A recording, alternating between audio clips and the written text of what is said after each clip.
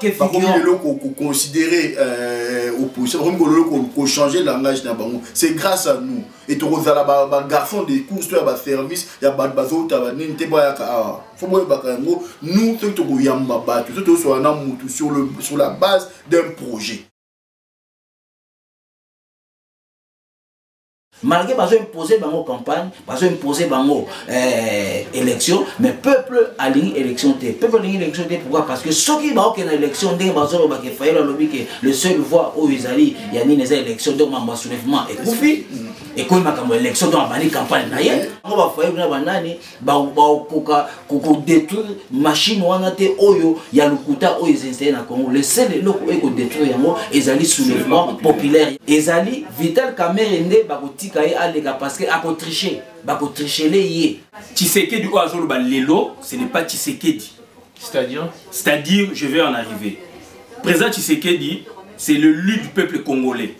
O Azolo Sala Lelo, ce n'est plus le lu du peuple congolais.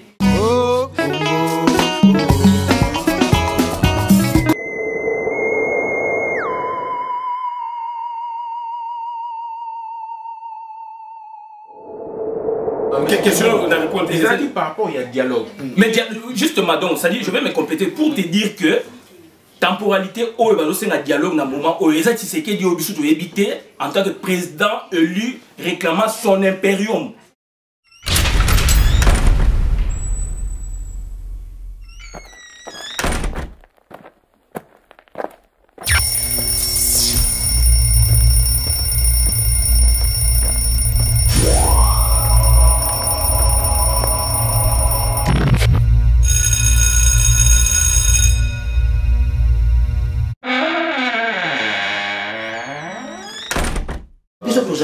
Pour éclaircir la vérité dans le peuple congolais.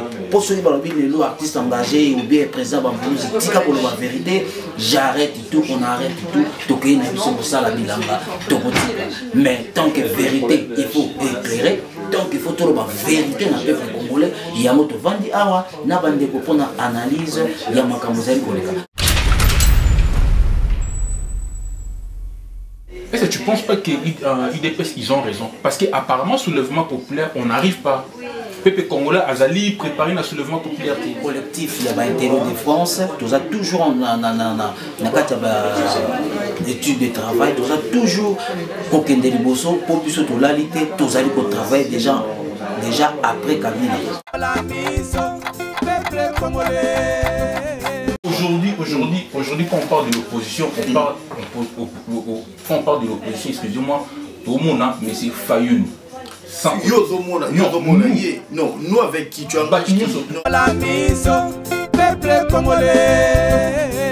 Président Tshisekedi du Koutou, populaire des populaires, ça fait 25 ans.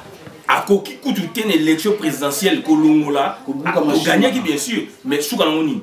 Donc, machine là, tu tout sengi boye impérium vérité des urnes tout coquin monté donc inspiration moi en voulouzi donc on s'allie en contact na Kimbang la mise peuple congolais tournant Martin Fayulu s'il faut en parler s'il faut faire critique qu'est-ce que tu pouvais dire la mise peuple congolais tout ça na maître Bola ou azali bongo vraiment juriste bien formé. Le président Pichu Chamongo, Ouazali Bongo, politologue, et membre d'honneur, il y a peuple Mokondi. Résistance, la politique, et c'est le Mokondi. Moi je pense que c'est pas encore le moment, quand on a campagne, c'est pas encore le moment, il y a aussi la visibilité individuelle.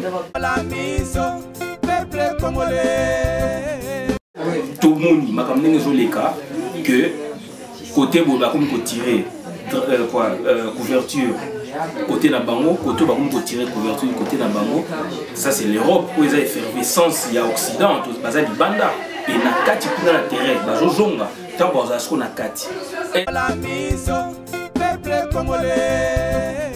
Biso pe tout sali ba analyse na biso na banzi bino nyonso boyeba que Martin Fayulu bat batchaki na lumière ezali Pichu Chamongo na ngai mutu to médiatisaki ye pour vraiment batsaika nazali na Guilé Mosengo oyo boyebi vraiment info dernière moto vraiment azali ko monter en puissance pour vraiment il faut te reconnaître yango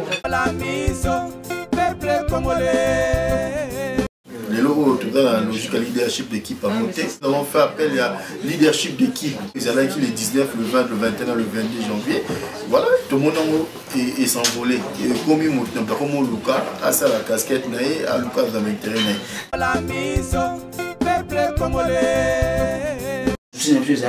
Tous là ensemble.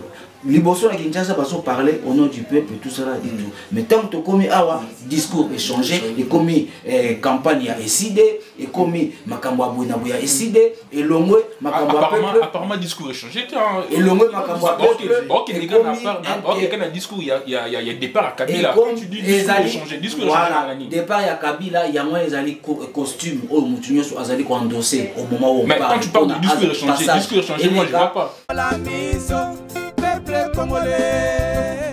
Biso à niveau, il y a diaspora, il faut faire la preuve, il y a sursaut patriotique, il y a intérêt national, il y a Bolingo ya Mboka. Tout le longwa, on peut te mettre des côtés esprit tribal. L'élite fraîche et moulie. Donc bateau besoin de formation quelque part, il y a une partie politique. Aujourd'hui, ils se sont dit non, tous sont capables et on s'en makam.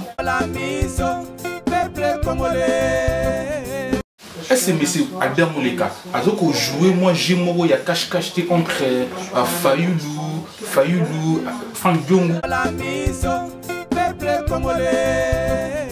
Il a déjà un projet, il cherche juste les gens pas accompagner. Or nous, on est en train de travailler le projet ensemble. Mais surtout la complexité envers Bango. Il y a des termes congolais allergiques et le mongolais quand on a des termes, dans l'histoire même. Albert Moleka Lobi par rapport il y a succession, il y a UDPS, il y a Tshisekedi, non. Donc il y a ça pour aspirer dans la fonction supérieure.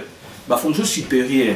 Et nous avons kakaté aux ala candidats aux élections présidentielles. France Diongo baebi mbanga na yende to lobaka. Baebi France Diongo nenga lobaka depuis kin to landagaye a lobaka zali mutu azaka clair, a lobaka vérité na ye. Ba uti pe États-Unis France Diongo aza mutu ote azaki na kin ou ben na poto makamesani na Washington ya yoki non. Aza pour le makambo à vivre. Ils ont la querelle à la personne. Ou à la campagne, on fait la campagne, ça n'engage que lui. Et je ne pense pas que ce soit la démarche Albert Moleka. On fait quand Martin Fayoulou, on fait quand Albert Moleka. Voilà. Après maintenant, sur le trou, mais vous êtes plus proche d'Albert Moleka que de Martin Fayoulou. Martin Fayoulou, c'est quoi? Pour nous, on a un sujet. On était en contact avec lui. Tout la guinaï, masolo, mais il y a ces balines, n'a pas gêné à caché, il y a un biseau, tout le côté en athée, parce que tout le dit que tout ça pour un soulèvement, si va imposer biseau, que dernière option, que élection, caca, et que tu mets soulèvement, tout ça, tout le monde qui te quitté. Là, tu rebêtes ma solo, monsieur. Franck Diongo, Aza Janakin, Albert Moleka, Azanakin, Martin Fayoulou, Akokenekin, je donnerai peut-être ma position tant que tu vas puisqu'il y aura des vrais débats. Est-ce que M. Albert Moleka, il n'est pas derrière Franck Diongo? Liboso Kosola Douane Kosola autrement. Nous on soutenait tout le monde. Douane on soutenir Kaka Martin Fayoulou, va rejeter Franck Diongo, va rejeter l'autre. Non, nous notre démarche à peuple congolais ceux qui batunions va soutenir qui bango. Les acquis parce que bazaki bango sont ça tout, bango sont ensemble. On va peut-être jouer sur ma vidéo ou par ma image pour les travailler pour donner de la visibilité. Il faut que tu aies un porteur, il y a un projet, tu aies un parcours, il y a un montant, tu aies un projet, tu aies un conçu pour l'embauche. C'est ça qui est essentiel. Martin Fayoulou a fait une conférence, il a joué, pas. Voilà, parce que il y a un projet, Martin Fayoulou l'a bien monté. Mais j'échange avec lui et j'ai contribué sur beaucoup de choses à l'action en Zosa. Et il a partagé avec lui. Oui, bango te que na yé na caméra na conférence comme étant figurant na yé na yo qui me donne bango non. Ça se discute sur la table et ça se discute dans le salon et ça se discute sur base de projet contre projet. La mise peuple congolais. Moment il faut qu'on a niveau comme on a ce soir pour le bama comme ndenge zali. Bazo mon a ce qui se passe na Congo baza ba avec l'été. Bazo mon a qui entre Félix à la campagne na Congo, OK mutu ba vendre autre bazo mon a qu'est-ce qui se passe. Ba yebi comme maison comme on l'a dit pas d'insulter. La mise peuple congolais. Pour l'instant, merci beaucoup parce que il faut réagir. 2014, le président Tshisekedi est malade.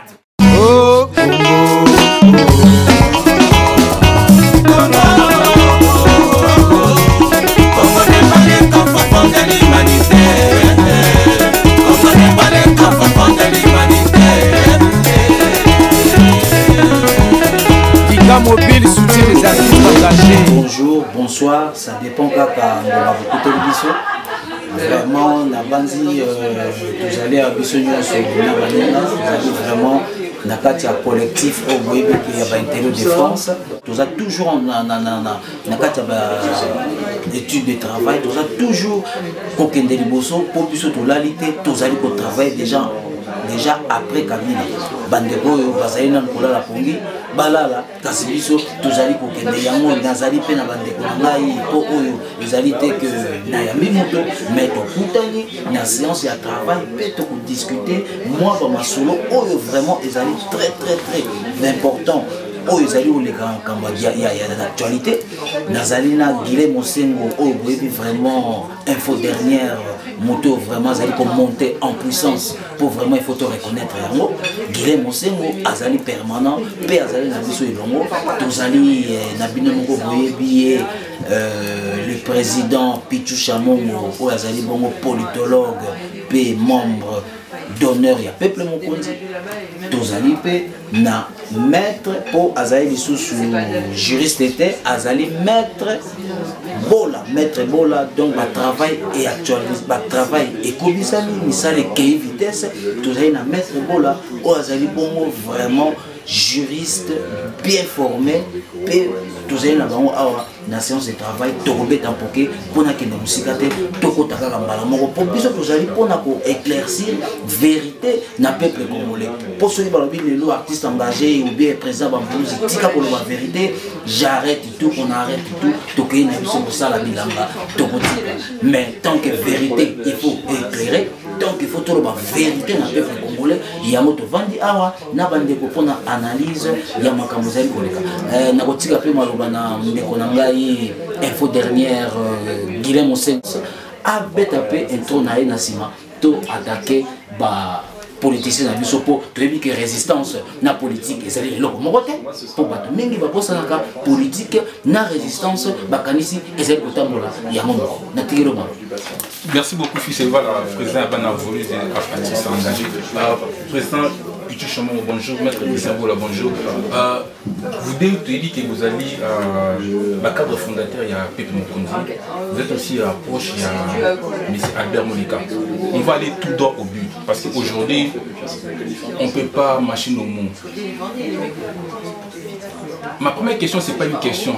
Est-ce que normalement, M. Chamongo, sincèrement, analyse politique nini méthode politique nini aujourd'hui na yalelo c'est-à-dire tournant Martin Fayulu s'il faut en parler s'il faut faire critique qu'est-ce que tu pouvais dire?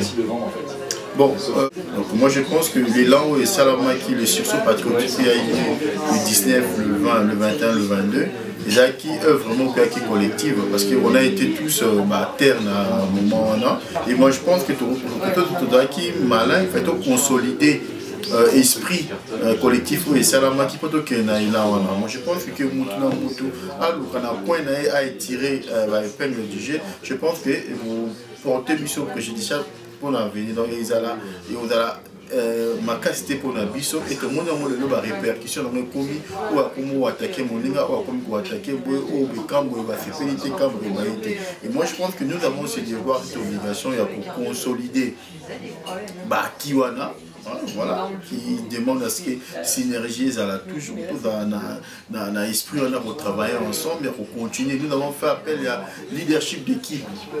Voilà. Les logos, tout dans la logique à leadership d'équipe à monter. Où ils allaient qui avant les 19, où ils allaient qui les 19, le 20, le 21, le 22 janvier.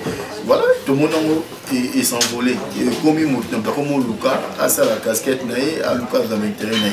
Ils ont déplorable, ils ont regrettable. Mais moi je pense qu'il n'est pas encore trop tard et nous avons encore la possibilité. Il y a que Luca, tout qui est là on a. Donc il est venu, c'est bien. Moi j'aurais souhaité quand même à Luca, à côté en profondeur, dans le déco, au Yémo, concernant Yébi. Il faut travailler longuement ou à participer à un événement les cas qui ou à ça on travaille là même en coucou fallait mon un peu marron fallait appeler ça bon les fils que salutations donc voilà mais bon après maintenant on est dans la lecture naïe nous sommes dans la schéma naïe nous sommes dans la calcul on ne peut que déplorer. On ne peut que dire que bon, mais quand on est un peu rétroviseur, mais quand vous allez un peu prudent, parce que ça, moment est unité. Mais je tiens aussi à relever au moins la monnaie qui est dans ma baie, et que bien au niveau il y a diaspora, il faut faire la preuve, il y a sursaut patriotique, il y a intérêt national, il y a Bolingo et Mboka. Tout le long, on peut mettre des côtés esprit tribal. Hein? On va revenir sur ce point. Nous avons fait analyse à Maître Christian Bola. Sincèrement, aujourd'hui, avec votre organisation Pepe Mokonzi, vous parlez dans la combo à Pepe. Maître Bola, les 19, les 20, les 21, tout le monde a tout ce qui s'est passé dans le Congo. Et après, M. Fayoulou, Albert Mouleka, Frank Djoum, José Makila, ils sont tous partis aux États-Unis. Tout le monde a conséquence et ça structure et salami entre opposition alors qu'ils étaient dans un bon élan. Est-ce lecture politique nous nous salons? Merci la question posée Naï. Lecture politique est individuelle puisque lecture politique peut être alliée par rapport à vision politique, il y a structure tout ça dans le peuple Mokonzi et puis vision aussi individuelle. Donc là, on parlait de la vision individuelle. On a nos visions un peu de positive. Dans la vision individuelle, nous ne cessons de dire que les alliés une nouvelle classe politique. Puis tu as autour le bas, leadership d'équipe. Bah moi, tout ça, on lancé, bah comprendre. Donc une nouvelle classe politique. L'élite fraîche et moulie. Donc bateau besoin de formation quelque part, il y a une partie politique. Aujourd'hui, ils se sont dit non, tous sont capables, il y a ça à Makam. Et bah ça là qu'on va mon côté, le terrain. Si on l'a dit même, qu'est-ce qu'on a vision ce qu'on a peuple Mokonzi aussi, sur le pays, la Belgique, et sur le Kéchou, Baza, Jaco Sahara, Baza pour cesser, Baza pour les battre pour la batouké, pour participer qui dans l'action à terrain. Bah vidéo peut tout ça là. Et qu'on guinanakin et guindia to participer qui puis tu chomongo à participer qui physiquement dans ma belé donc ça dit peuple Mokonzi et travailler qui donc ça dire la vision sur la vision à peuple Mokonzi la vision individuelle donc ça dit il faut te préserver bah élite wana et notre quota na tribalisme et notre quota na leadership moko individuel c'est à dire j'ai beaucoup déploré tout le monde m'a amené les cas que côté bola comme tirer couverture côté la bango côté ba comme tirer couverture côté la bango ça c'est l'Europe où ils ont effervescence il y a Occident tout basa di banda et na kati pour la terre bazo zonga tant baza ce qu'on a kati est-ce que esprit wana ya unité il y a classe politique fraîche et mouli esprit wana ya bato ba ninisa ki mboka et koza li souci nanga ezali place wana parce que quand vous parlez de la nouvelle classe politique ou bien de la nouvelle élite qui ont émergé tout de suite on a remarqué un fait au moins et salami entre M. Fayoulou et M. Frank Djoum. Oui, au milieu on voit la personne de M. Albert Mouleka. Même si on ne le dit pas tout haut, mais on connaît déjà les intentions de M. Albert Mouleka qui prétend aux fonctions supérieures. Est-ce que M. Albert Mouleka a joué moi j'ai il y a cache-cache entre Fayoulou, Frank Djoum ou bien il ne veut pas utiliser Frank Djoum ou bien il mettre des paroles pour déstabiliser Fayoulou. Albert Mouleka a le lien à France 24, jamais nulle part a été sous pour amplifier en haut. Et pas il y a Roger Moussanji, et pas il y a Adi Londolé, je pense, jamais nulle part a dit que Azali candidat d'élection présidentielle. Tout ça, confusion. Il y a des termes congolais, Aza allergique, et le Mongolodia, quand on a des termes, dans l'histoire même, puisque c'est déjà le passé. Albert Molé Kalobi, par rapport à la succession, il y a IDPS, il y a Tshisekedi, non. Donc il y a ça pour aspirer à la fonction supérieure. La fonction supérieure, et nous avons kakate aux ala candidats aux élections présidentielles. Bien que, à cause aux ala paix, Azali Moutou, Azali la qualité, comme Bissopé, Batumouchoupe, Azali la qualité. Donc c'est-à-dire, maintenant ça c'est une question. Deuxième question, à jouer cache-cache par rapport à quoi? France Diongo bayebi mbanga na yende to lobaka bayebi France Diongo nenga lobaka depuis Kinto landagaye a lobaka zali mutu azaka clair a lobaka vérité na ye ba uti pe États-Unis France Diongo aza mutu ote azaki na Kim ou ben na poto makamesani na Washington ya yoki non aza pour le makambo à vivre et ngai en tant que juriste politologue puisque j'aime un peu vous prenez l'accord d'Albert non parce que vous êtes loin de là. Non, loin de là. Nazolo Baboué, Ngaï, en tant que juriste politologue, donc je prends du recul. Franck Diongo, Aza Janakin, Albert Moleka, Azanakin, Martin Fayulu, Akokenekin, je donnerai peut-être ma position tant que tu as puisqu'il y aura des vrais débats et de ce débat, donc, ou de ce débat au pluriel, jailleront la lumière. Et lumière, on a karaté, toeba, maramni et les kaki. Donc, sur ce, je me réserve donc pour ne pas dire que Moleka Aza pour se cacher par rapport à quoi. Mais c'est chemin, je vais aussi vous poser la même question, mais on a rajouté un truc, un fait que vous avez remarqué, parce qu'on voit dans les réseaux sociaux, il y a un mot qui revient souvent par rapport à Albert Moleka, traître. Traître. Par là, est-ce que M. Albert Moleka, il n'est pas derrière Franck Diongo? Non, après, il faut écouter pour ça la lecture, hein, parce qu'il y en a qui opposaient que les femmes ont lobby, Nanyada, ceux qui plus suivis dans la diaspora et tout ça. Non. Mais c'est fallu. Ouais, pour ça, la polémique, il a aussi mis sur là-dessus.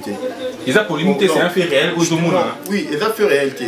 Visibilité médiatique, tout le monde sait le faire. Mais pour ça, visibilité médiatique, pourquoi? Est-ce que ceux qui ont besoin de défendre un projet en beau canal, il faut les canaux de la visibilité médiatique? Est-ce que ceux qui veulent mettre ça, il ne faut pas ça la politique, c'est la communication aussi. Oui, justement, oui, voilà. Justement, il y a un biseau, combattant, tout dans la prudence. On va peut-être jouer sur ma vidéo ou par ma image où ils ont travaillé pour donner la visibilité. Il faut que tu porter un projet, tu as un parcours, tu as un projet conçu pour l'embauche. C'est ça qui est essentiel. Et ça, c'est ça que les caramélis, qui photo, oui, on a vu ça avec caméra et à Moutalibosote. C'est pas le moyen. Vous pouvez être quand on dit photo, ça dit cause à clarté par rapport à ma propos. Non, parce que je comprends pas quand on dit au cahier photo. Non, parce que toi tu me parles au Mutavali à la crédit parce qu'elle a trop suivi dans ma réseau sociaux. Non, parce qu'aujourd'hui, quand on parle de l'opposition, quand on parle de l'opposition, excusez-moi, tout le monde, mais c'est Fayoun. Non, nous avec qui tu as aujourd'hui. Président, tu vas m'éclaircir mon place Wana pour Yo. Il n'est pas encore fini. Bon, après, on va expliquer. Faut comprendre parce que le but pour nous c'est que tu as un projet commun où on peut mettre des bisous tout le monde peut passer. Ils ont la querelle à la personne. Ils ont la campagne, on fait la campagne, ça n'engage que lui. Et je ne pense pas que ce soit la démarche Albert Moleka. Il faut que Martin Fayulu, il faut que Albert Moleka. Voilà. Après maintenant, sur le trottoir. Mais vous êtes plus proche d'Albert Moleka que de Martin Fayulu. Bon, ça peut être le cas. Pas proche de tout le monde. Je peux être peut-être par rapport au projet, peut-être par rapport au projet, démarche politique, il y a peut-être que cause à Nengwana. Oui, oui, parce que Martin Fayulu a fait une conférence, je n'y étais pas. Voilà, parce que il y a un projet Martin Fayulu n'a bien monté. Mais j'échange avec lui et j'ai contribué sur beaucoup de choses à l'action en Zosa. Et n'a partagé avec lui. Mais je veux peut-être en savoir un peu plus. Mais nous avons une caméra.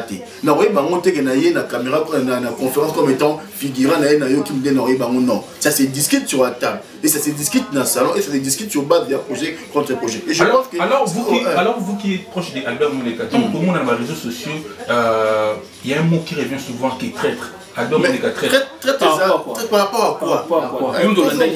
C'est par rapport, il y a après passage né à France 24. Mais il a dit la vérité au Bamba, il a dit tout haut, c'est que les gens disent tout bas. Et c'est clair. Les autres, ils manigantent. Oui, tout ça l'amalgame. À un moment, il faut qu'on ait un niveau, comme on a su ça, on va pas me dire ce qui se passe, on va avec l'été.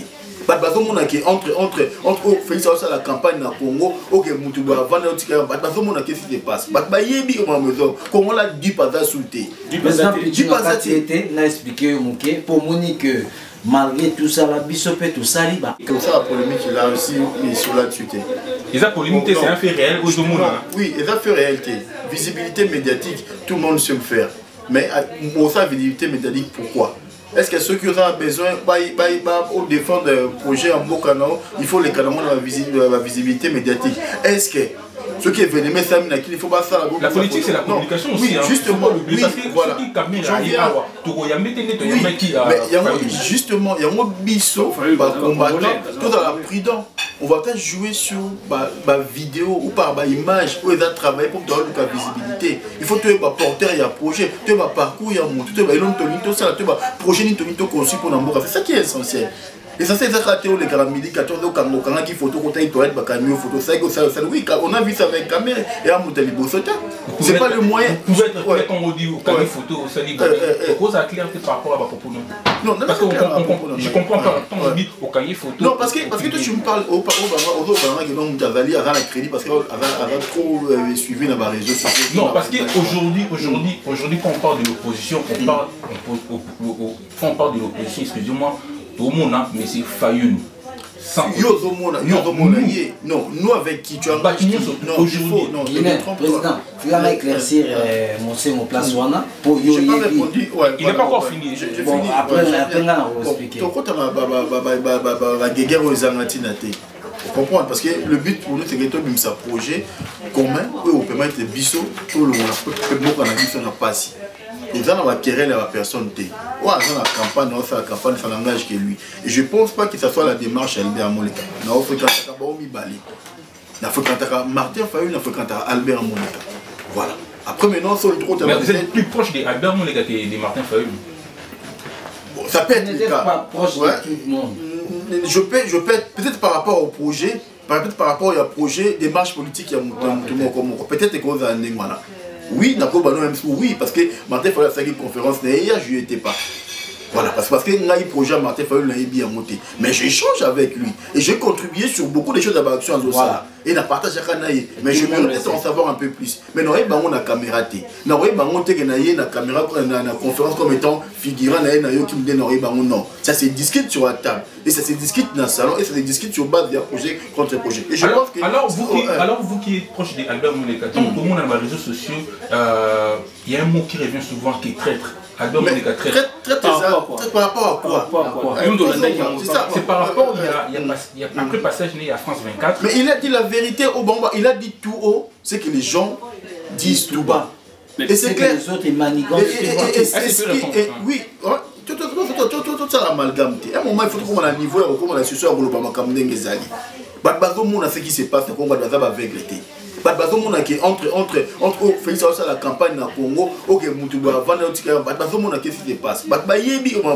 Comment la dit pas d'insulter? Du pas été, n'a expliqué pour Monique malgré tout ça, la bisopé, tout ça, analyse na biso. Na banzi binonyo so boyeba que Martin Fayoul batu batchake na lumière. Ils allaient pichu chamongo na ngai mututo médiasisa qui est pour vraiment batu batchaika. Martin Fayoul mutondé batchaika te. Effectivement, il y a livré. Voilà, selon vous. Effectivement, il y a livré. Moutabane, Tchaïka, Baye, Tchaïka, quand voilà, selon vous. Il y a tellement de mots combien de bateaux combien de personnes dans la commune.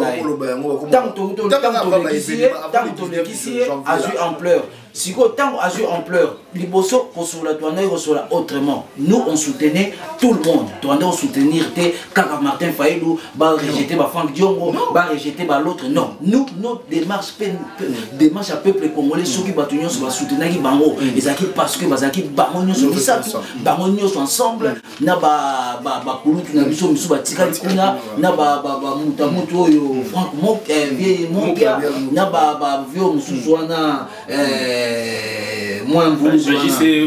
Bagise Ngwemba bazalaki unis neti bango bazwaki oublie pas qu'il y aura une autre vague qui vont arriver.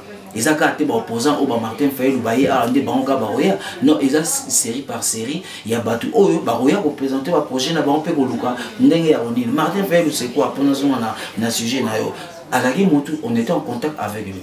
Toso la ginaï, masolo, ezaki kitoko, tina niveau, babime na mboka, tina niveau, batelemisaki moba na Congo, tina niveau, oyo akomi na diaspora. Na ndenge pe ayelaki, tokota na ba détail wana te, mais biso souci na biso ezaki, tozala ensemble.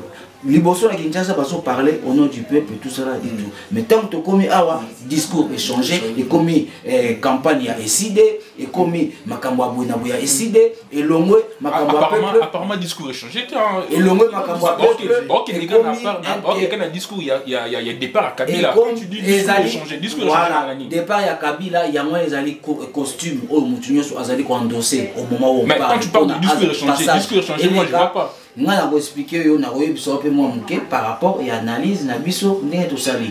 Tu remarqué que Martin Fayulu azaki mutu moko azaki moto il était inconnu du coup il a abimi à monani mbala moko bato ebele ba approcher na approche o ba approcher les et perturber à bosani base tant à bosani base siko pe bazotela na banzi mo po yebi ba humain ozo tourner autour na bango tant pe ko sala banquette to moni que effectivement ba yaki bango nyozo misatu ensemble était mutu na mutu ayaki na banzela na ye mais selon ndenge o biso to comprendre c'est pas comme on a poser cette question là pour on a expliqué ça selon analyse oyo biso to sali tant aussi koyo mutu na mutu a komi kowela sikoyo ko se positionner et ba comprendre que ba komi na diaspora et que peuple a fondé bon maboko ya mibango taki préparé parce que tobi tolingi congolais na mutu ya mboka soki ba osala la campagne na bango eza problème na bango parce que biso toza ba combattant toza ba résistant toza pe ko travailler na politologue mais ezali deux choses différentes soki déjà ba profitaki na en plein oyo ba kufaki na mikolo yo le 20 le 21 pour na ba se positionner ba banda campagne na bango ce n'est pas le moment. Malgré qu'ils ont imposé bango campagne, ils ont imposé bango élection, mais peuple a ligne élection té. Peuple a ligne élection té pourquoi? Parce que ceux qui ont une élection, le seul voix où ils allaient, il y a une élection donc ma soulèvement et Koufi et quand ma élection dans la campagne naïe, a bani pour se positionner. Ezali Vital Kamerende bakotika ye alega parce que tricher les yé. Pour bango ba foyer na banani ba koka détruire machine wana te oyo ya lukuta oyo zensé na Congo le seul loko eko détruire yango ezali soulèvement populaire yango moni que ba parti ba vie et c'est partagé ba tumisos o ba contact na foyer ba kwa ki na ye au départ ni du biso to kwa ki na ye au départ après on a compris que c'est pas ce que nous parce que hier a déjà un projet na ye a na makamtu tout carré makamne tout il cherche juste les gens pas accompagner or nous on est en train de travailler le projet ensemble.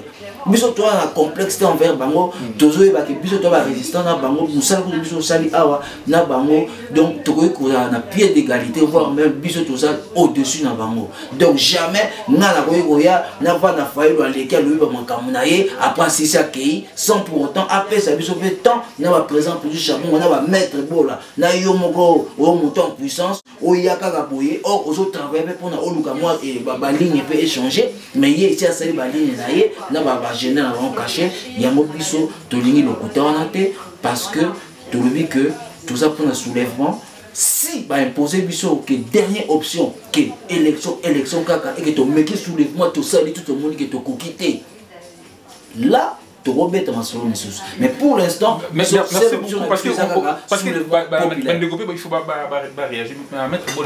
Je crois qu'il y a quelque chose à rajouter. Donc ça dit par rapport à Fils-Eva Lalobi. Président Tshisekedi du coup populaire des populaires, ça fait 25 ans. À Koki Koutou une élection présidentielle Kolongola, a gagné bien sûr, mais sous Kanoni. Donc machine là tu monter. Tu sengi boye impérium, vérité des urnes. Donc inspiration, moi on voulu donc on en contact na Kimbangu. Donc voilà, donc machine là, tu as même bouka yangote, bon yo le lot bah élection non. Biso pour la chose ni résistance autochtone, tu as dit autochtone, bon les a biso ba kolo mabele, ba paya ba yé. Donc ça dit résistance et puis soulèvement populaire. Puis soulèvement populaire. Ça va être la question de tout le monde aussi. Mais chez nous, les 19, les 20, les 21, il y a eu soulèvement populaire dans le Congo. Mais après ça, soulèvement. Et après ça, on a vu rien du tout. Non, c'est pas qu'il y a eu rien du tout. Après ça, il y a eu un soulèvement populaire. Le mécanisme mais la bissou. Apparemment, le soulèvement populaire, ça tient pas. Non, il y a des éléments qui prouvent que ça tient. Donc, pendant combien d'années pour réclamer un calendrier électoral, après faire un calendrier électoral. Et après, soulèvement, après, c'est un calendrier. Soit disant, les députés, wana, la position, dans le parlement, après, ça va, bon, qui changer la vidéo. Dans le parlement, même virgule, pas le projet de loi électorale, ça va monter. Particulièrement le mois pourquoi? C'est parce que le peuple est sorti dans la rue. Donc bref, les gens qui demandent peut-être pas la loi électorale, il fallait pouvoir y kenner. Mais il faut comprendre que socialement c'est compliqué. Le peuple congolais a se tenu pendant 3 jours tout ça parce que va vivre au quotidien. Donc bah qui n'a courant maïté et le Caroli a tenu non et bakati courant, bakati bon moment, bakati relation la diaspora. Comment qu'il est compliqué pour la tout ça. Donc comment il est compliqué et c'était pas faute il y a une connivence au sein de la chancellerie. Et il y a un beau belé, parce qu'il n'y a rien qu'au banc de soulèvement. Il prête soulèvement et seulement au banc de contrôler. Il tenait qu'une partie remise. Et moi je lui dis qu'on est en train de travailler et on continue à travailler sur la question. Et ça va revenir. Peuple quand n'a bima qui n'a zongi. Peuple qu'on a zongi, bah il était pour n'y zongi. Si là ce peuple avant actuellement personne ne sait. Mais tout le monde va poser nous on va continuer à travailler parce que c'est ça qui est grand boulot. Il y a qu'on mobiliser le peuple là, ça fait un moment. Il y a qu'on conscientiser le peuple là, ça fait un moment. On va continuer à travailler et nous espérons que dans l'avenir et même ceux qui ont une élection, qui sait ce que l'élection est un élément déclencheur, il y a sur le vent. Voilà. Qui sait? Qui sait ce qui va résulter en bimi, les gens contraints à choix un peu peut-être par soulèvement. On va utiliser tous les moyens pour renverser le système. Et notre but c'est de conquérir le pouvoir. C'est d'accéder à la gestion suprême de cannabis. Il y a qu'on mettre hors d'état de nuire le Rwandais pour venir pour la population occupante. Donc moi je pense que nous sommes sur la bonne voie et sur ce et nous pensons que réveiller déjà le peuple qui pendant plus de 3 ans, 4 ans qui pongi et le peuple en a télémis et c'est l'essentiel. Et nous pensons que dans les jours à venir et on a la meilleure pour les Congolais. Maître Christian Bola, on a posé une question. Quand tu parles du mécanisme et tout, le président Chomo, il parle de 3 jours où il Salamaki et Congolais qui ont insuffisance par rapport à la nourriture. Alors l'UDPS, avec le président Tshisekedi, il va promouvoir le dialogue avec Kabila. Est-ce que tu ne penses pas que l'UDPS, ils ont raison? Parce qu'apparemment, soulèvement populaire, on n'arrive pas. Peuple congolais, Azali préparer un soulèvement populaire. Nangina Luba, clairement, pour la population, nation et au Kabuso, une fois pour toutes. Tshisekedi ou Azoluba Lelo, ce n'est pas Tshisekedi. C'est-à-dire, je vais en arriver. Président Tshisekedi, c'est le lu du peuple congolais. O Azosala Lelo, ce n'est plus le lu du peuple congolais. Président Tshisekedi, élection Bayibi, le 28 novembre 2011, a banni la démarche, landa ba discours du président Etienne. Imperium, vérité des urnes, Imperium, vérité des urnes, Abengan Bambassadeur, Abengan Mugalo, etc. Jusqu'à ce que les 13, en décembre 2013, si je ne m'abuse, a été renouvelé, le peuple congolais va passer confiance pour l'Imperium à Koko Sabangote. Donc, ça dit ça, c'est Etienne Tshisekedi, l'élu du peuple congolais, et en bas, président de l'UDPS.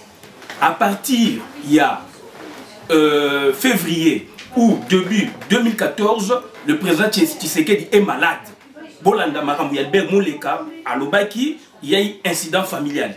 Et puis, il va évacuer. Et ça, vous avez le président Etienne Azali malade, il va évacuer. À partir, il y a début 2014, il y a eu des événements où il est sali que le président Etienne Nakatiamboka, il ne pouvait même pas parler puisqu'il était malade. Tokolo Bamakama Mkumubile, Babomi Batou, il n'a rien dit. Tokei Makamou, il y a refoulement Congolais à Brazzaville, il n'a rien dit. le phénomène belé l'équipe sur place, il était Nakata Mboka alobaki le côté, donc président Etienne Azayaki malade. Et maintenant, ngai moko ya combattant monene pe nakati a pour taire son nom, a tuna kinga makambo. Mais yoza Tshisekedi, mais makambo ngezo le ko, qu'est-ce que tu dis? Nganabi président Tshisekedi na yebiye ndenge ni na fonctionnaka. Oyo mwana nazo sala eza yangote. Jour président Tshisekedi ponanga il est convalescent. Jour à se rétablir et qu'Alani Makamouana c'est là où je vais me retirer de la philosophie Oyongaï Nalandaka. Pour te dire quoi? Donc, il y a une usurpation de pouvoir dans le UDPS, s'il vous plaît. Puisque qui maintenant incarne l'UDPS alors que le président élu Azali Wana. Donc, ramener Tshisekedi na président UDPS depuis janvier ou mars 2014 jusqu'à nos jours. Et non président élu. Donc il y a une temporalité. De temporalité depuis 2014 jusqu'à nos jours, ça ce n'est pas président Tshisekedi, il y a usurpation de pouvoir. Quand il y a UDPS, moi je suis un représentant extérieur qui prend le pouvoir, ex-nigi le nez dans le néant, a du pouvoir à s'accaparer le pouvoir tout en faisant la confusion entre patrimoine familial et patrimoine. Il y a parti.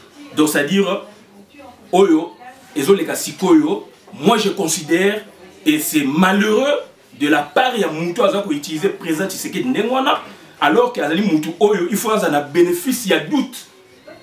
Toutier, Azali convalescent, il est malade.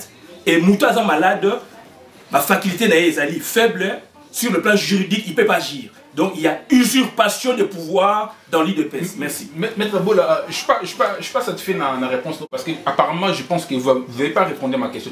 Quelle question vous avez répondu? Vous avez dit par rapport il y a dialogue. Mais justement donc, ça dit, je vais me compléter pour te dire que temporalité où il y a un dialogue dans le moment où il y a éviter en tant que président élu réclamant son impérium.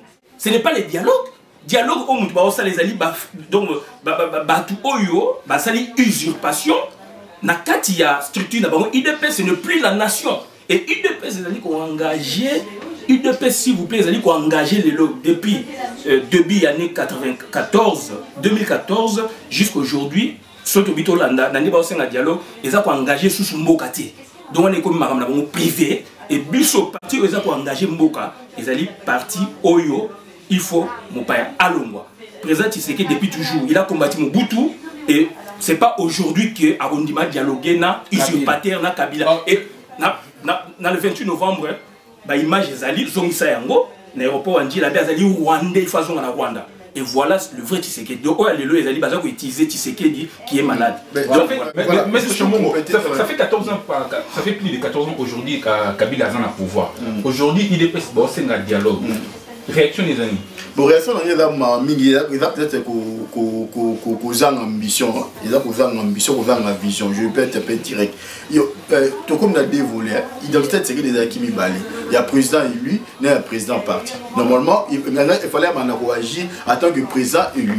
Mais il agit plus en tant que président élu, en tant que président parti. Donc c'est un parti politique où a dialogué, n'a président et parti. Vous comprenez? Parce que Bruno Félix va agir en tant qu'équipe, mais le cabinet est en tant que président de la République. Donc en tant que président et parti. Donc trop ça la démonté parce que ça débat moi ils bas. Mais il faut que ça dialogue dans un rapport de force. Il faut équilibrer le rapport pour négocier, pour pas faire un engagement. Dialogue moi qui c'est pour ça non. Pour que ça va mon portefeuille ni na primature. Pour faire ça de la santé politique, pour dans l'autorité ou après qu'on doit monter de par insuffisance intellectuelle naïe. De par manque, il y a espérance ou quoi que ce soit, à l'ingage parce qu'il porte un nom. Tout ça clair. Tout ça clair. Il représente quoi? C'est son père qui va être le premier ministre. Il y a la transition, il y a la Félix Tshisekedi. À la qualité territoriale, il y a un diplôme d'études supérieures. Nous sommes déçus à carte. Il y a IDPS. Et tu n'as pas besoin de déballage. Mais nous pensons qu'aujourd'hui, nous avons dit pas ça. Donc, on a réellement pour le Congo, mais il y aura un moment où il y a un petit coup de Zonsiku, au Tcheliba, mais nous avons intérêt à bisoter. Intérêt à faire, tout le Congo, tout le intérêt, il y a battu. C'est compliqué comme l'intérêt à battre moi quand même te souffrir. Parce que quand on a dialogue on a profité dans le peuple congolais, tu as profité dans clamor on a pas battre moi, tu as profité dans Félix Tabuno Mavon. Il peut pas qu'on a profité dans yango et les alliés mawana Sony tant que tout le monde va nous connaître sur congolais. Bazo perdre temps na bango ya ko luka ba dialogue pour bazo ba portefeuille pour bazo ba santé financière pour ba luka ba se positionner. Donc de là na ko ba ka le peuple congolais faut dans la vigilance, peuple congolais photo tellement que le Congo nous appartient, le Congo c'est la particularité, c'est la individualité. Et ça y a biso sur le peuple congolais. Pour finir ma dernière question s'il vous plaît. Si vous me permettez, ça va être la question que on va s'arrêter là. Aujourd'hui, je vais vous rappeler un adage au Bisson Toyemi. Les chiens aboient, la caravane passe. Est-ce que vous m'avez dit que pendant que vous, les combattants, les membres des peuples m'ont conduit, parce qu'aujourd'hui, qu'est-ce qu'on a remarqué, Moïse Katumbi, il était là, il était Awa, Aiki Awa. Vous, peuple m'ont conduit, vous souteniriez. On va dire. Non, je vais finir ma question. Attends, je vais finir ma question. Je vais finir ma question. Il faut rectifier d'abord parce que beaucoup de soutenir. Non, rectifie d'abord. D'accord, je vais rectifier. Moïse Katumbaye, Mouyamboye, une partie des combattants, vous les combattants, vous soutenez Mouyambo dans la démarche. Les autres, Moïse Katumbaye, Mouyamboye, vous soutenez. Aujourd'hui, Moïse Katumbe, il est choisi pour succéder à Kabila. Pendant que vous discutez, pendant que vous discutez, Bango Bazo proposer. Bon, on a dit qu'il y a ambiguïté politique entre vous. Oui, je vais répondre au cas 10 secondes. Le peuple Mokosi ne soutenir jamais un ancien voleur, ne soutenir jamais un voleur, ne soutenir jamais un assassin, ne soutenir jamais un ancien assassin. Tout ce qui est engagement pour conquérir le pouvoir, pour instaurer le changement dans le Bokana, pour défendre les intérêts du peuple, pour défendre les intérêts du clan Moté, du groupe Abatuté. Quand on a dit tout ça va géniter le peuple Mokonzi. Au-delà de la statue dans la fondateur, l'un des géniteurs, avec une inspiration à fonder le peuple Mokonzi, avec une vision bien déterminée. Il y a pour défendre les intérêts supérieurs du peuple congolais. Et non, il y a un groupe à bande de mafieux de Moro. Moïse il a 540 camions et bima na Congo, na Kashimba, il travaille dans la matière brute. Vous comprenez? Il doit beaucoup à l'État congolais. Et Moïse n'est pas un opposant. Et il ne le sera jamais. Parce qu'il est l'un des moteurs du système Wana. Mais apparemment, quand il était venu ici, il y a des marches entre une partie de combattants, Moïse Katumbi. Oui, on va les dire tout. Oui, ceux qui démarchent les alliés, ceux qui ont des démarches individuelles, il y a battu. Mais peu me connaître que structure, et on ne tiendra jamais Mouyambo. Là, je dis, je l'affirme, et on ne tiendra jamais Moïse Katumbi. Parce que c'est deux grands mafieux, bon, mais ma peuple là n'a été à la Moussa le Loire. Comme moi, peuple me conduit à la Sali, n'a battu, parce qu'on détourné le denier public congolais, il y a battu, Basali, voler, ça, des systèmes là, et fonctionner et exister. Et je te fais ma parole d'honneur. Maître Boula, par rapport à Moïse Katumbi, ou Azali, successeur à Kabila, on va le dire comme ça. Oui, parce que vous n'arrivez pas à proposer. Non. Proposition Zali, pas tout basé sur compétences. Il y a des candidats, mais Eli Azanani, ça c'est la question. Les compétences, il ne manque pas, mais c'est des moyens aussi. Moïse Katumbi. Tout le monde n'a pas les mêmes moyens. Non, on va soutenir que je ne pense pas. Voilà. Plutôt, on parle de Mouyambo. Voilà. Mais aujourd'hui, Mouyambo Azali Wapi. Donc, ça dit, on a encore un débat en tête. Donc, ça dit, Peuple Mokonzi, les alliés structure. Décision bazouaka ensemble biso le loto togo ko zala proche na mutu boye mais zaïle mchouchou veut général il y a structurité donc mutu ba ko ni naissance boye be ba ebani connaissance be do mandema donc c'est à dire peuple mokonzi il faut ko préserver ngo bo chango na ba désordre wana te to zali batu to zala ba sentiment donc togo ko zala vision boye ou bien na contact boye et contact il y a structure pesali. Donc Moïse Katumbi, mutu moko azo soutenir Yazate, magoza na bateau ba soutenir na ba faux penalty na ye, ba yamba ki aboyaki, al bimisi bloka faux penalty, sima to momo na ba yambiye. Donc politique ezala ndengona, politique ezali ba tact. Donc maintenant tout le monde sait maintenant situer Moïse Katumbi, il est dans quel camp, c'est tout. Donc c'est-à-dire voilà et le peuple Mokonzi, il faut pas que tchaka peuple Mokonzi na ba bloko boy. Peuple Mokonzi, il faut beaucoup misayango. Et travailler soulèvement populaire et l'équiwana et ça va peuple Mokonzi soulèvement populaire et l'équiwana na kini pré soulèvement ça na kiwana peuple Mokonzi bokechu pichu biso banani ba Jaco Sayala ba nani Echo ba ina contact na Fayulu na Albert Mokia Albert Moleka Mokia Gabriel Mokia les grands Gabriel Mokia ba JC Mwa do ba te belé on a peuple mokozi ba travailler na bango do peuple mokozi ba tumi ba qui dit ba to ba soulèvement populaire de temps où déjà ndenge puis tu as le bien donc objectif ya peuple mokozi c'est quoi et peuple mokozi a travaillé. Donc il faut topper sa respect dans la structure de la peuple mokozi. Et bien ambitieux à ma case, objectif aussi à atteindre les alliés. Merci beaucoup.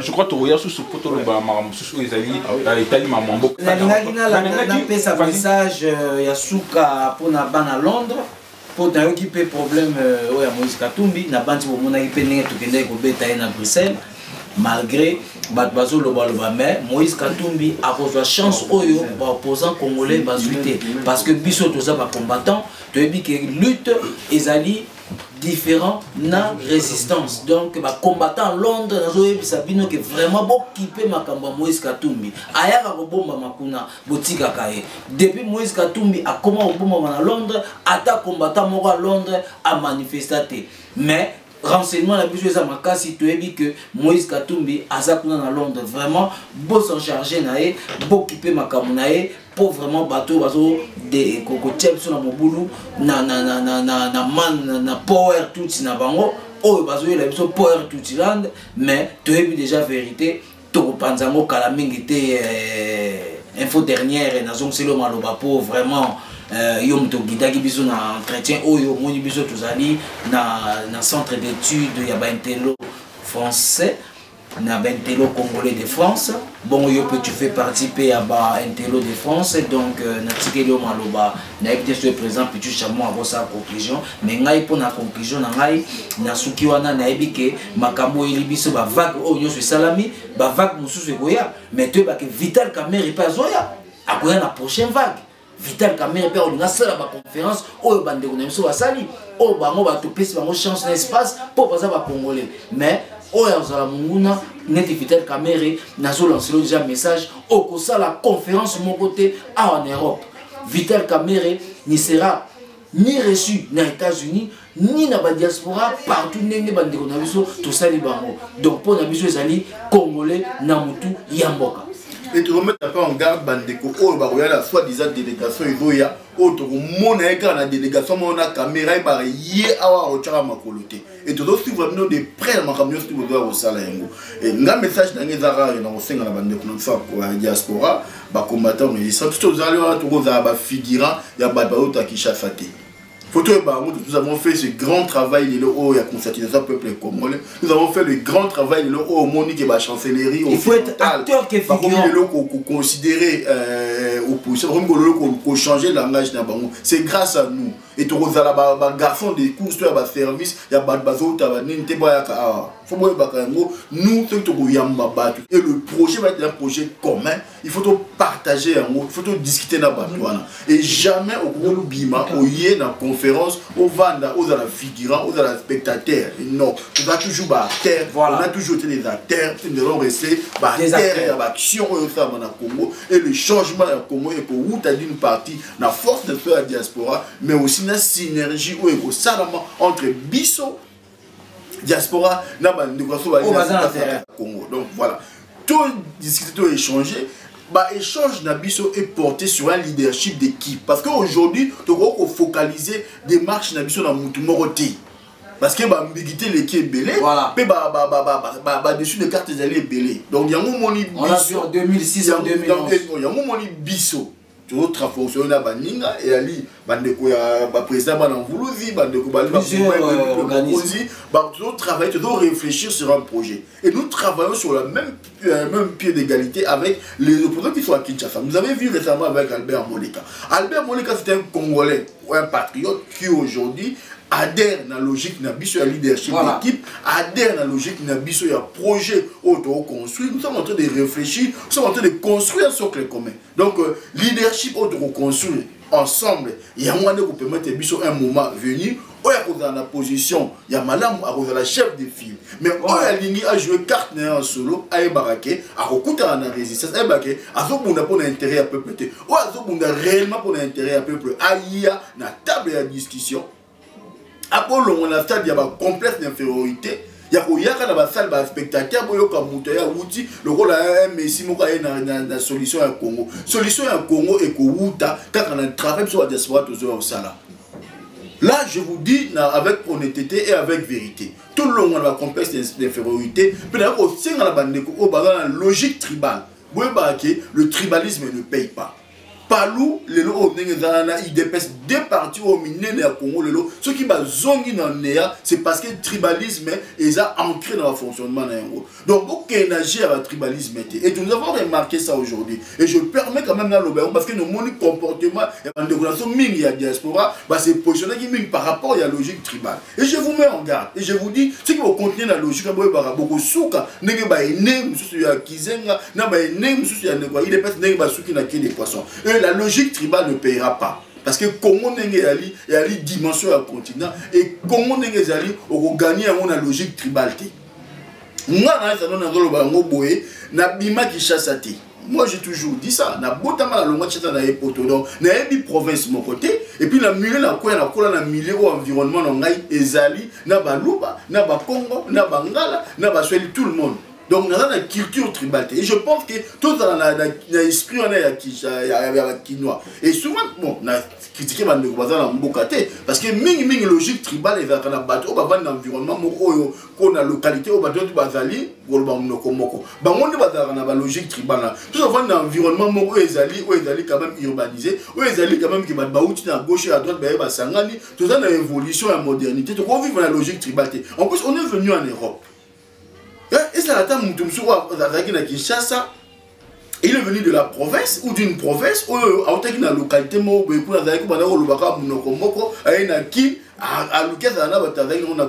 peut encore tolérer. Mais la bino va vivre dans la porte bon cas, il y a diversité culturelle. Mais pourquoi c'est un esprit tribal, bobo et un niveau nil. Tout le monde tout réussir comment dans la logique tribale. Et bah leader au peut poser la logique tribale. Je vous mets en garde. Boy baraké, biso va voyant tout ça na pour na conseil la montouté, tout ça na pour aider leader monter à réussir carrière naïe. Nous sommes là pour défendre le projet à Congo, pour libérer Congo.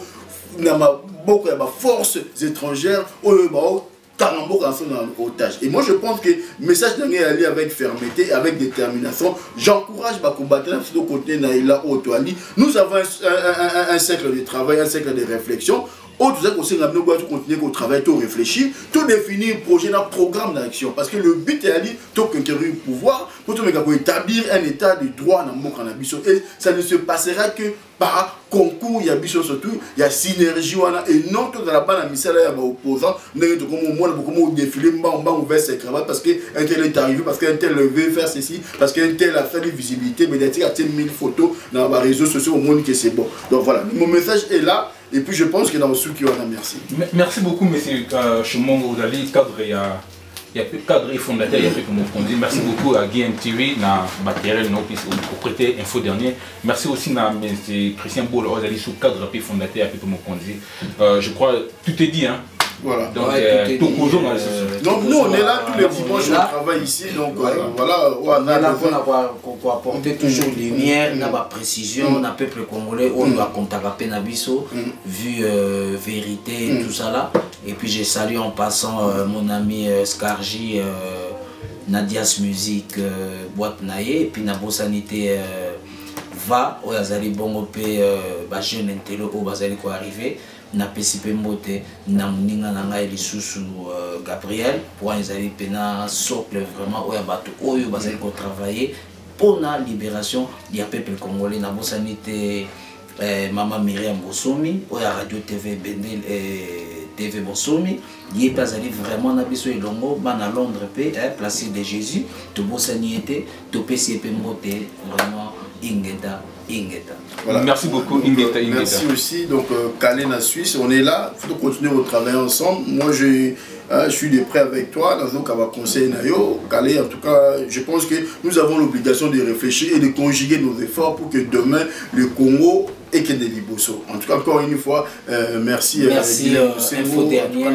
Opportunité au PCBISO et au Senga aussi. Pour continuer pour dimanche, pour échanger sur l'actualité, qu'on essaie de faire un peu la lecture politique ensemble et plutôt évoluer par rapport à un projet. Donc, notre chargé de projet est là aussi, Gabriel, c'est une beauté. Donc, tout ça, d'ici la fin du mois, si pas en mars, mais il y a les 100 propositions, il y a des combattants résistants autour d'un programme d'action gouvernementale. Donc voilà, on est en train de travailler sur toutes les questions liées à la société congolaise, la difficulté surtout, sur la question liée à la relance économique, il y a transfert de compétences, il y a technologie et puis on a expérience, sur la question liée à la protection de l'enfance, parce que tu dis qu'aujourd'hui, on a une difficulté, on a Congo, on a des jeunes et tout ça, comment redresser ici économique et social. Donc on travaille, tout ça a besoin d'intellectuels, surtout tout ça a besoin pas forcément intellectuels, mais tout ça a la capacité par expérience, voilà, tout ça, tout réfléchir, tout construire comme on a besoin ensemble. Et moi je pense qu'il n'y a pas mieux de travailler.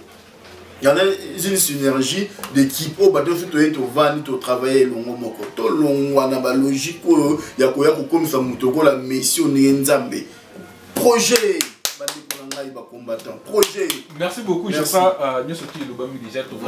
parce qu'il y a beaucoup de sujets. En tout cas, merci beaucoup. Vous permettez de continuer à faire le travail. Et vous nous avez quand même laissé du temps. Merci beaucoup. Et puis, on se dit à bientôt. À bientôt. Merci. Tikalaka, on a pas vérité. Merci.